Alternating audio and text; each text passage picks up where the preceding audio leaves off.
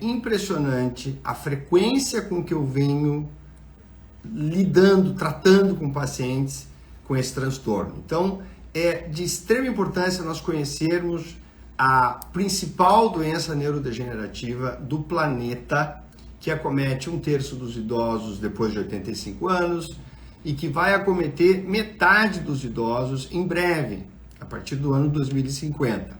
Então, hoje eu vou dar uma visão geral do que é a doença de Alzheimer, como ela pode ser tratada, identificada, para profissionais poderem ter esse conhecimento que realmente não estão ainda nos livros das faculdades tradicionais que abordam a questão.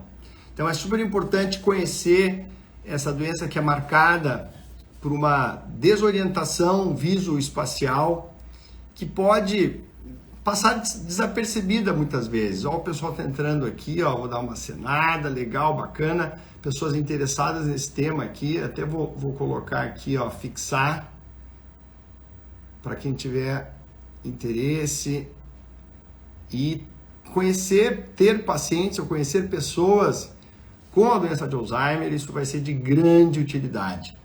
Então, para começar, tá? É uma doença, como eu estava falando, que cursa com essa desorientação. Às vezes ela se manifesta por uma perda de aprendizado da própria caminhada, às vezes por depressão. Ela pode começar assim. Ela pode começar depois de um pequeno derrame. Aí quando junta então Alzheimer com demência vascular, a sobreposição desses dois tipos de demência é muito, mas muito frequente. Eu diria que não é quase impossível hoje a gente lidar com um paciente com Alzheimer puro, porque todos têm um componente vascular, uma vez que 96% da população mundial tem problemas metabólicos que repercutem nos vasos cerebrais, então as coisas meio que se sobrepõem. Daí a importância também de cuidar do estilo de vida nesses casos, não só nos casos de Alzheimer com demência vascular, mas também nos casos de Alzheimer, onde eu já vou chegar aqui no tratamento não medicamentoso do Alzheimer. A classificação, eu peguei uma cola aqui, fiz um pequeno roteiro aqui. Então, o Alzheimer ele pode ser classificado conforme o seu momento de instalação. Ou ele é precoce ou ele é tardio. 95% dos casos são tardios, ou seja, após os 60 anos. Isso tem que ficar muito claro. Apenas 5% dos casos são precoces, ou seja, que iniciaram abaixo dos 60 anos.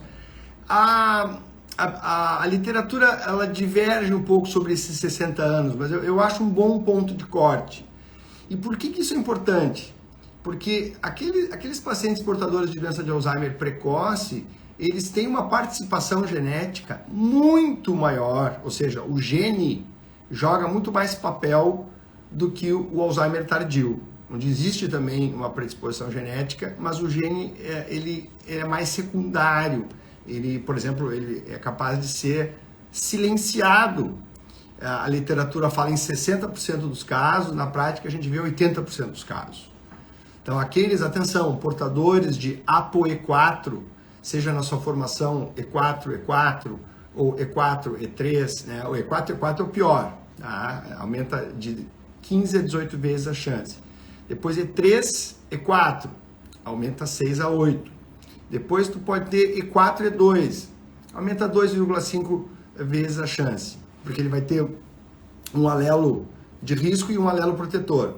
Depois nós temos o neutro, que é o E3, E3, tem um post que eu só falo sobre isso, e podemos ter uma combinação protetora, veja bem, protetora, que seria o E2, E2, tá? E2 do pai, E2 da mãe. Mas o E4, então, nesses casos em que o paciente é portador, isso não é uma sentença, tá? De longe é uma sentença, inclusive muitas vezes acaba estimulando os pacientes a aderirem ao tratamento não medicamentoso, porque o tratamento medicamentoso, o nome já diz, é só tomar o medicamento. A gente sabe que hoje os medicamentos para qualquer doença crônica, eles jogam um papel que no máximo vai ajudar em 20%. Então essa parte não medicamentosa, ela vem crescendo cada vez mais de importância para todas as doenças crônicas, inclusive a doença de Alzheimer. É uma doença séria, uma doença extremamente debilitante, em que a família é envolvida, em que existem implicações financeiras, implicações logísticas complicadas, e que, vou repetir, é uma doença prevenível e nas suas fases iniciais, ou seja, no pré-Alzheimer, que é uma outra classificação, é a classificação do CDR. O CDR é uma classificação Clinical Dementia Rating que vai de 0,5 a 3. 0,5 seria o pré-Alzheimer, assim como existe o pré-diabético. O pré-Alzheimer é aquele idoso, às vezes temos aí tios, tias, vós, mães, pais, que se atrapalham às vezes, que tem pequenos lapsos, que até pouco tempo isso era considerado, sei lá, assim como um adolescente tem espinha, um idoso vai ter uma certa atrapalhação. Porém, com o andar da carruagem, a gente está vendo que esses casos de pré-Alzheimer, também chamados de declínio cognitivo leve ou mild cognitive decline, eles são realmente um prenúncio de coisas, de um desfecho desagradável. Para vocês terem uma ideia, todo mundo que a gente conhecia que está falhando, esquecendo alguma coisinha e outra, que a gente levava meio assim na esportiva, essas pessoas têm um risco de 4 a 15% ano de converter para a doença de Alzheimer. Então essa é uma população muito especial, onde os focos têm que ser voltados de maneira agressiva nesses pacientes, para que eles não façam essa conversão. Então existem várias formas da gente fazer com que, em vez de 4 a 15%, vá para 4% ou vá para menos do que isso até, dependendo de como a gente gerenciar a vida dessa pessoa que está começando a falhar. É uma pergunta frequente, dos familiares, e mesmo aqui na rede, o meu pai está esquecendo as coisas um pouquinho, e trabalha, está tudo certo. É um paciente que tem que acender a bandeira vermelha. Tá? É um paciente em risco. Ainda mais, obviamente, se tiver familiares, se tiver um alelo E4, aí assim a coisa complica. Ou se é diabético, depois nós vamos ver uma outra classificação. Eu já vou falar, uma classificação foi proposta por um neurologista chamado Dale Bredesen. Tá? Ele propôs que existem 6 tipos de Alzheimer. Assim, não existe uma comprovação científica desses 6 tipos, robusta, mas elas fazem todo sentido. Algumas eu discordo, mas não importa. O que importa é que o professor Dale abriu janelas da gente entender o Alzheimer sobre outras perspectivas, outros prismas. Então, por exemplo, ele coloca que existe um Alzheimer de predomínio inflamatório, o que não surpreende, já que 95% de todas as doenças crônicas no planeta Terra, saiu inclusive agora no manifesto da comunidade psiquiátrica, da Sociedade Americana de Psiquiatria, de que sim, os transtornos mentais são eminentemente inflamatórios. E o que é inflamação? Inflamação é um estado de incêndio leve que o corpo fica sendo exposto, e que em pessoas predispostas essa inflamação é capaz de abrir genes, de danificar tecidos, é chamada inflamação crônica subclínica. Não é aquela inflamação quando a gente se machuca lá no esporte. Deixa eu baixar meu WhatsApp aqui para não ter barulhos. Então, a inflamação, como eu falei, hoje ela é extremamente presente na população geral, porque ela está muito atrelada à síndrome metabólica, ou seja, pacientes que têm um açúcar alto, que têm uma barriga elevada, que têm uma hipertensão, ou que fumam, bebem, ou que são sedentários. Isso tudo gera inflamação crônica subclínica. Esse é o ponto. Então, esse seria um dos principais tipos desses 6 tipos de Alzheimer. O segundo tipo seria o tipo glicotóxico. Vamos botar aqui em palavras simples. O Alzheimer açucarado. Diabetes do cérebro, também chamado de diabetes tipo 3. Ou seja, realmente, quando a gente come demais açúcar e carboidratos, a gente cria uma resistência à insulina, ou seja, os neurônios se recusam a deixar entrar a glicose no cérebro. E a insulina é quem bota a glicose dentro da célula, do neurônio. São 86 bilhões de neurônios. Então os neurônios dizem assim para a insulina: chega, insulina, eu não aguento mais, é muito açúcar, glicose, eu não vou deixar entrar o açúcar aqui dentro. E o que acontece? A gente precisa do açúcar, de um mínimo de açúcar, mas não tanto. Então isso faz com que o neurônio capte pouco açúcar e acaba isso levando à apoptose, à morte celular, à falta de conexão com outros neurônios, e a percepção clínica é o declínio cognitivo, em função dessa resistência insulínica, razão pela qual os diabéticos realmente têm um risco aumentado, assim como pessoas que têm hiperfagia, que têm síndrome metabólica como um todo, tá? Não só diabetes, mas síndrome metabólica também é quase um pré-diabetes, ok? Sabe qual é o terceiro tipo? É o tipo misto, é o inflamatório e o glicotóxico. Então veja a importância, gente, da gente aprender a controlar a nossa inflamação crônica subclínica, de aprender a controlar os nossos picos de açúcar, porque eles são atiçadores, fomentadores, eles são gatilhos de todas as doenças crônicas, e não seria diferente na doença de Alzheimer. São agressões ao cérebro, cérebro inflamado, cérebro cheio de açúcar, mas que não entra na célula, só está ali entre os vasos, promovendo inflamação. Na verdade, a inflamação e a glicação é um fenômeno que se retroalimenta. Isso são insultos ao cérebro, assim como vários outros. Então, vários outros fatores têm sido implicados como fatores de risco. A depressão, por exemplo, o TDAH, por exemplo. A gente vai ver depois as micotoxinas, as toxinas ambientais, são insultos ao cérebro, a ponto da interpretação mais atualizada e mais plausível da doença de Alzheimer hoje é uma mistura entre predisposição genética, que pode ser aquela precoce, que é uma predisposição genética mais forte, o gene fala mais alto ali, ou o gene do Alzheimer tardio junto com o ambiente, que é um ambiente que tem insultado cada vez mais os nossos cérebros. E o que acontece? Nosso cérebro ele tem um exército que nos protege.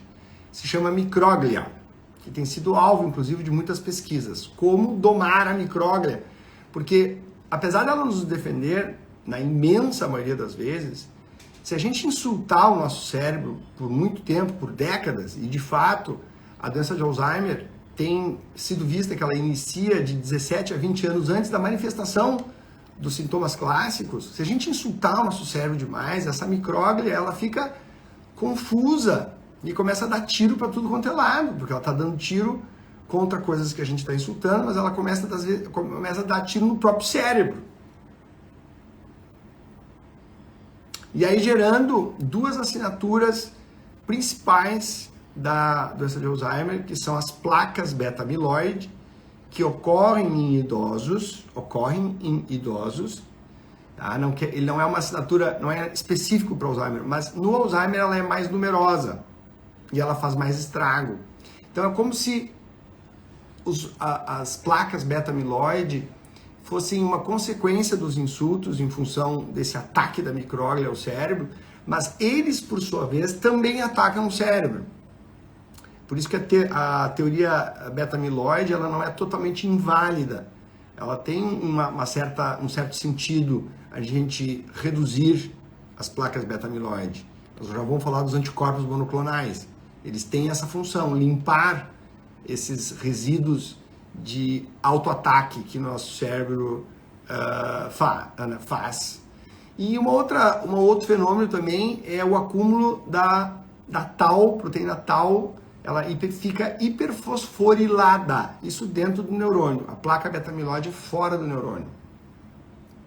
Então são duas dois achados universais da doença de Alzheimer que hoje podem ser dosados, podem ser dosados no sangue, no líquor. Hoje a gente tem um exame chamado Precivity AD, agora AD2, que tem a Petal 217, então ampliou a acurácia. E o diagnóstico também pode ser feito, além do líquor, do sangue. O sangue é o mais prático, é o mais caro. O líquor também a gente pode rastrear esses marcadores. E também pela imagem. Tá? A imagem nós temos dois grandes vertentes, que é o PET com FDG e o PET beta-amiloide. Tudo, claro, vai depender do grau de atipia do caso. Como assim? Aqueles casos que são atípicos, que são mais difíceis, puxa vida, não sei, é ou não é uma depressão, é uma demência vascular, ou quem sabe é uma demência corpus de Levy, que é o terceiro, a primeira causa de demência no mundo é Alzheimer, depois é vascular, depois é corpus de Levy, que é do Bruce Willis, do Robin Williams, e infelizmente nos deixou. E que ainda está vivo é o Bruce Willis, que tem a demência frontotemporal, que pode começar com uma afasia primária progressiva. Enfim, às vezes há uma dúvida, paira uma dúvida sobre esses tipos de demência, aí os exames de imagem são importantes, ou até os de sangue, que se derem normais, excluem a possibilidade de Alzheimer em determinada situação, né, que os pacientes já estão lá com seus sintomas. Então é importante a gente definir isso, gente. Uma coisa é probabilidade, é exame genético, não é sentença. Embora os genes do precoce, que é o APP, a pré-senilina 1, a pré-senilina 2, o TREM e outros tantos, tá? São mais ou menos uns 8 genes, eles são fortemente sugestivos de que o Alzheimer vai ocorrer. Mesmo assim, já vi pacientes com grande dedicação que conseguem abrandar, primeiro, postergar o início da doença, e quando a doença ocorra, ela ocorre mais branda. Então, postergam e abrandam. Quando a gente se esforça, sabendo que temos que tem um familiar, por exemplo, um pai com Alzheimer aos 52 anos, os filhos fazem o exame, eles têm uma probabilidade muito mais alta de ter Alzheimer do que aquele que tem o ApoE E4, que seria o pior cenário para o Alzheimer tardio.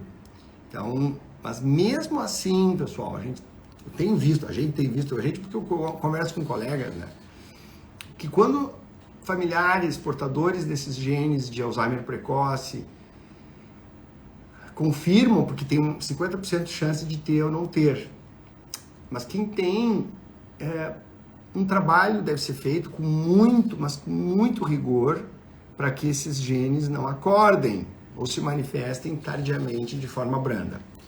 Voltando aos tipos de Alzheimer, falamos sobre o inflamatório, sobre o glicotóxico, sobre ambos, e tem alguns outros tipos que foram trazidos pelo Dale Bredesen em artigos, que depois virou um livro, tá?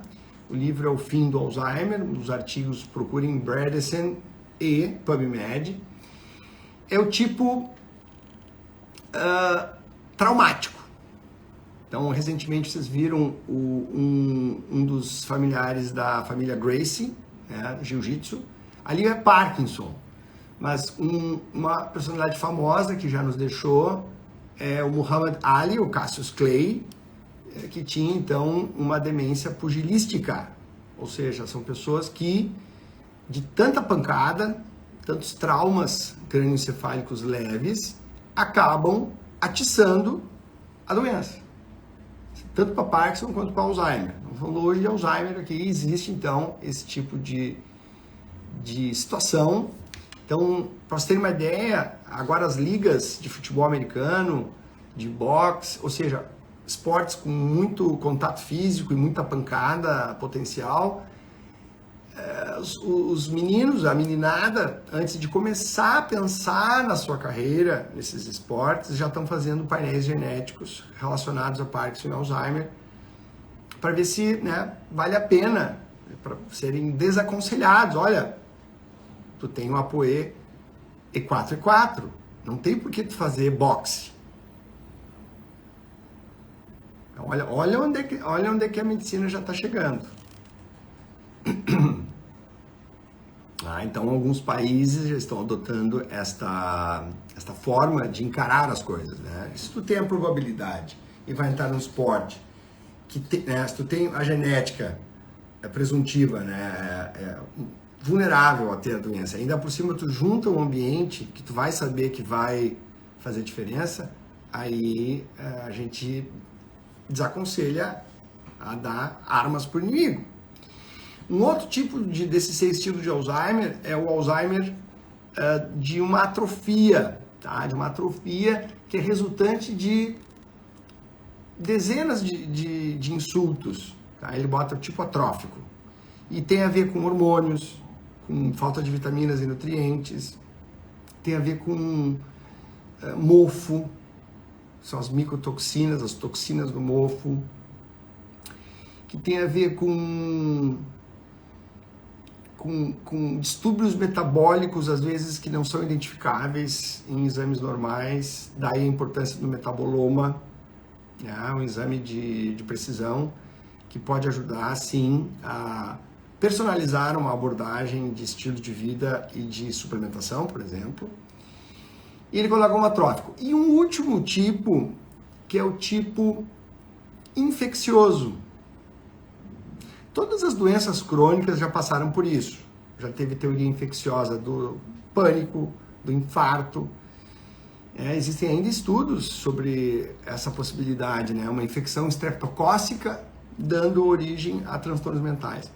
Mas nesse caso aqui, vírus, especialmente da família herpes, mas também hemófilos, pneumococo, um bicharedo aqui que fica por feromonas gengivais da boca, micro-organismos, por algum motivo, têm um acesso irrestrito à barreira hematoencefálica e atiçam o cérebro para que a proteína beta-amiloide ocorra. Então, a micróglia vai lá atacar. E olha que curiosidade, se tu colocar as placas de beta-amiloide numa placa de Petri, né, de microbiologia, e colocar uma bactéria, um vírus, a proteína beta-amiloide vai lá e come. Então não deixa de ser um antibiótico. Então por isso que a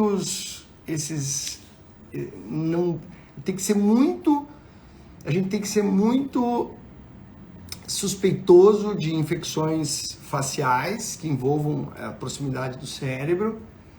E por isso que as vacinas agora algumas vacinas entraram no hall de elementos, eu vou falar sobre elas daqui a pouquinho, no hall de elementos interessantes para prevenir Alzheimer. Então são 4 vacinas, já vou falar quais são. Todas elas juntas conferem uma redução de risco, atenção, de até 40%. E são vacinas de posto de saúde, não é nada de elite e que, enfim, só tem lá em Harvard. Não. São vacinas extremamente acessíveis. Eu vou falar sobre elas aqui quando eu chegar no tratamento medicamentoso. Bem, falamos sobre definição, epidemiologia, classificação com relação a tardio precoce, classificação com relação a pré, leve, moderado e grave. Uma coisa que eu esqueci de dizer, o pré-Alzheimer é o CDR05 e depois tem o Alzheimer tipo 1, tipo 2, tipo 3. Como é que a gente sabe que isso é tipo 1, tipo 2, tipo 3? O tipo 1, o paciente tem a doença de Alzheimer, já tem diagnóstico, seja por sangue, por líquor ou por imagem, e ele faz tudo. Ele almoça, ele janta, ele vai ao banheiro, ele faz compras, ele entra na internet, mas ele está desorientado. Ele falha demais. Ok? Não a ponto de não reconhecer familiares, mas ele falha. Mais do que o pré-Alzheimer que falha de vez em quando. O pré-Alzheimer que é o declínio cognitivo leve. E que de leve não tem nada. Eu já falei para vocês que tem chance de virar Alzheimer. Uma chance boa. Imagina, 15%. Se tu não fizer nada, tem 15% ao ano de virar Alzheimer. Bota aí 6 anos, faz a conta, é quase 100%. Vocês entendem a gravidade daquele nosso vovô, vovó, tio, titia, papai, mamãe, que estão aí falhando, rateando? Esses pacientes estão indo, né, tá aqui o Alzheimer, estão indo em direção à doença, se eles não fizerem nada. São pacientes, por exemplo, que são candidatos a vacinas, entre outras alterações do estilo de vida, cujo um estudo ano passado concluiu, foi muito lindo o estudo, o Dean Ornish estava nesse estudo, mas a Universidade de Harvard também, eles viram que 5 coisas, tá? Uma dieta baseada em plant-based, baseada em plantas, tá? Tinha carne também, tá? Não era veganismo. Vamos lá, não vamos... Chega de radicalismo aqui. 30 minutos de caminhada por dia, todos os dias, por 20 semanas. O estudo foi de 20 semanas.